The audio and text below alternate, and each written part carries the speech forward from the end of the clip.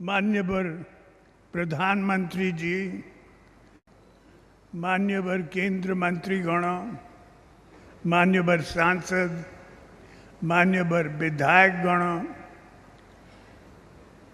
एवं प्रिय भाई और भौणी माने आपन मानन को समस्त को मोर नमस्कार। आज ही ओडिशा वासी को पाई एक आनंदर दिन।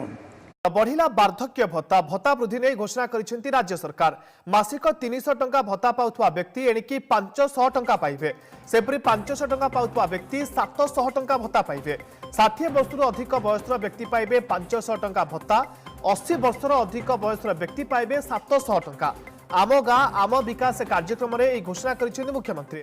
सामाजिक सुरक्षा को गुरुत्व दे आज आम गाँ आम विकास कार्यक्रम में भत्ता वृद्धि करिसेंती सरकार। वार्धक्य भत्ता सहित सरकार अन्य कल्याणकारी भत्ता पाउथवा भिन्नक्षम, विधवा और असहाय महिला मध्य मासिक अधिक 200 टंका पाइबे। सरकार निष्पत्ति द्वारा राज्यर विभिन्न उन्नयनमूलक भत्ता पाउथवा 48 लाख हिताधिकारी उपकृत हेबे।